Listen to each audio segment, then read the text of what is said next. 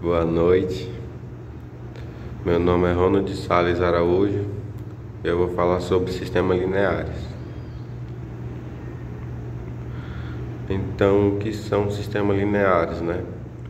Na matemática, no cálculo, um sistema de equações lineares, abreviadamente chamado de sistema linear, né, que é o mais conhecido assim, é um conjunto finito de equações lineares aplicadas no mesmo conjunto, igualmente finito de variáveis.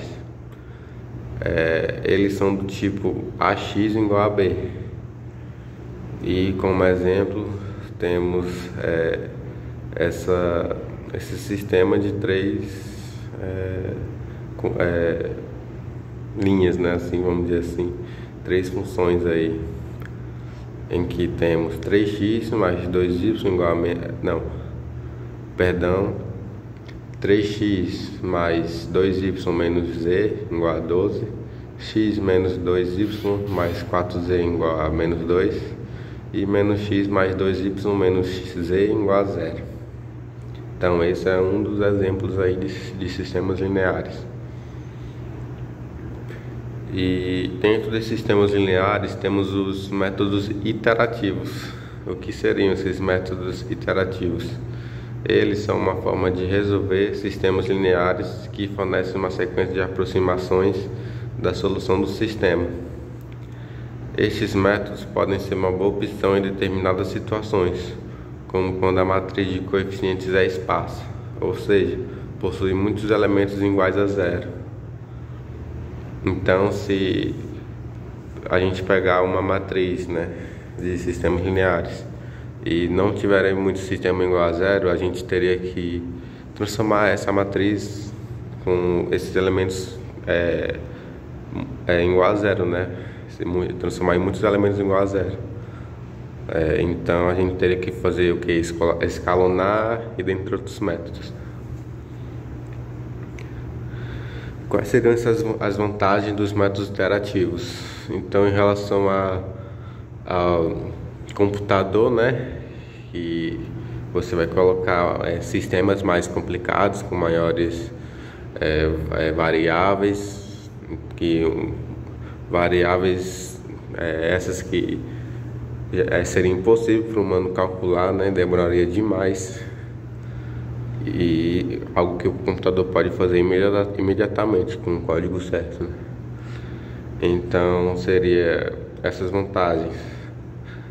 Para o computador seria mais econômico, pois utilizam menos memória do computador. Elas podem se autocorrigir caso ocorra um erro, então seria como se fosse um aprendizado de máquina, né? Lembraria isso. Elas reduzem o número de operações, sendo útil em sistemas com muitas equações, e elas evitam problemas de instabilidade numérica que podem ocorrer nos sistemas diretos. Então, quais os exemplos de métodos iterativos? Eu listei alguns, né?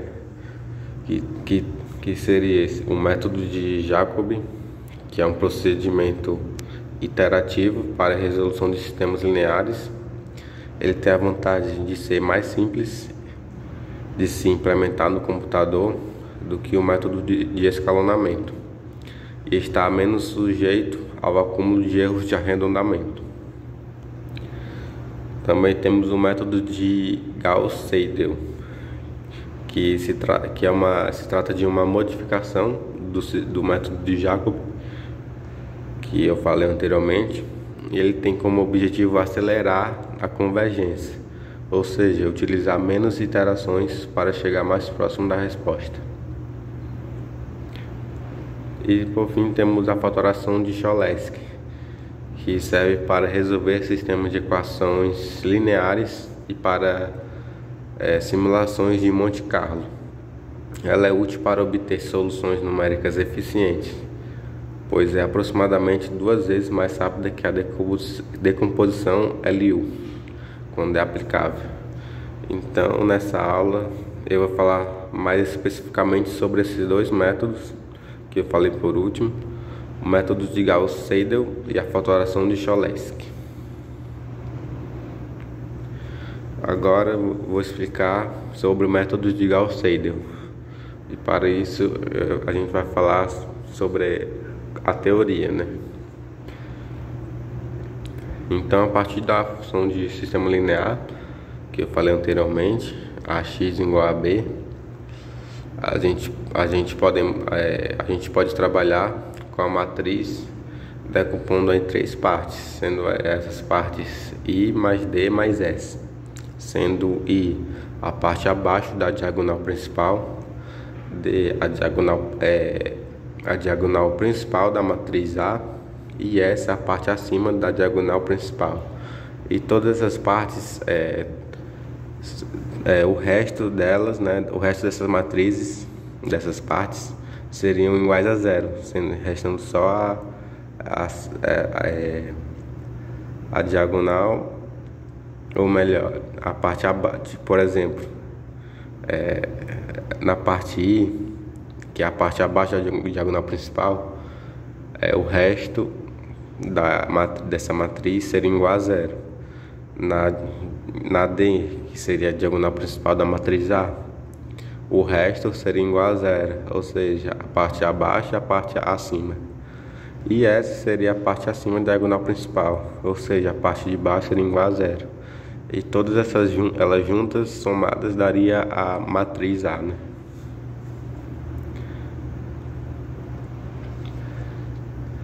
Então, continuando, substituindo a matriz A pela soma I mais D mais S, temos a seguinte função, né? I mais D mais S vezes X igual a B, que B seria os coeficientes, né, independentes. E realizando a distributiva, isolando X, temos dx igual a B menos I mais S vezes X, e distribuindo de novo, temos dx igual a B menos IX menos SX. E por fim, isolando o X, a gente chega na função da iteração de Gauss-Seidel, que seria x igual a D elevado a menos 1 vezes B menos D elevado a menos 1 vezes I vezes X menos D elevado a menos 1 vezes S vezes X. E para o próximo valor X de K mais 1, utilizamos dois valores, sendo eles o primeiro, que seria na matriz inferior, a gente utiliza o valor mais atualizado, e o outro, na matriz superior, a gente utiliza o valor anterior, que seria K. Então, abaixo, né, temos a função x do valor atualizado, K mais 1, igual a D elevado a menos 1 vezes B menos D elevado a menos 1 vezes I vezes X elevado a valor mais atualizado, K mais 1, menos D elevado a menos 1 vezes X, vezes S vezes X elevado ao valor anterior, K. E agora vamos para a fatoração de Cholesky, né? E a gente vai também utilizar a teoria, né? Então, partindo para a definição, se a matriz A dos coeficientes for simétrica e definida positiva, então A pode ser decomposta na forma A igual a L vezes L transposta. Então, seria a matriz simétrica, revisando, né? Seria A e J igual a AJI. E já a matriz definida positiva, são os valores de A são todos positivos, são menores, os menores principais são positivos, e para todo vetor diferente de zero, V transposto A vezes V é maior que zero. E então temos o teorema definitivo de Cholesky, que se A for uma matriz simétrica e definida positiva, então existe uma única matriz triangular A com elementos diagonais positivos, tal que A igual a L vezes L transposta. Então, calculando, a gente temos o valor final, né? Que a parte superior ela é zero e a parte inferior, a gente tem os resultados, né? Como a gente pode ver na figura. E obrigado pela oportunidade e boa aprendizado.